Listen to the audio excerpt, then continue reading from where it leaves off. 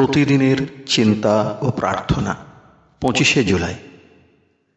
দিনের প্রধান চিন্তা, তুমি নিজে যথার্থ আত্মানুভূতি লাভের প্রয়াসী হও, তবেই অপরের কি প্রয়োজন তাহা বুঝিতে পারিবে। মুখস্থ করা যায়। অন্তরের প্রবাহিনী প্রেম বহে যেন অবারিত স্রোতে, করিও না তুমি রুদ্ধ তাহারে ভয়ের প্রভাবে। দিও না গো তার পথে বাধা, তোমার ক্ষুদ্র চিত্তবৃত্তি ভারে। বহে যেন তব প্রেমের তটিনী অবিরাম ধারে, হইবে ধৌত নির্মল হৃদয় তোমার, আনিবে নবজীবন, দিবে সে তোমারে মুক্তি পরশ।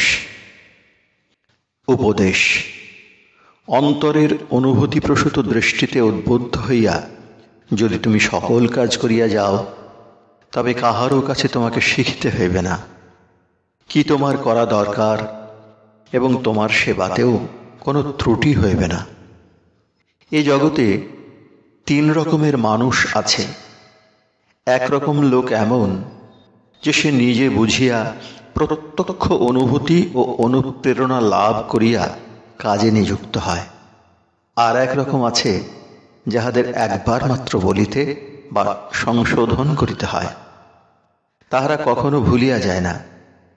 তৃতীয় ধরনের মানুষ এমন যে সে বারবার শুনিয়াও কিছু মনে রাখিতে পারে না।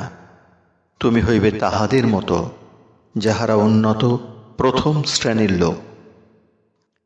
প্রার্থনা, প্রেমময় দেবতা যিনি, তিনি যেন আমাকে অধিকতর সদ্বুদ্ধি দান করেন।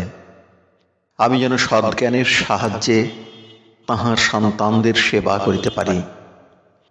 যেন তিনি আমার প্রাণকে আত্ম উপলব্ধির আকাঙ্ক্ষায় আকুল করেন।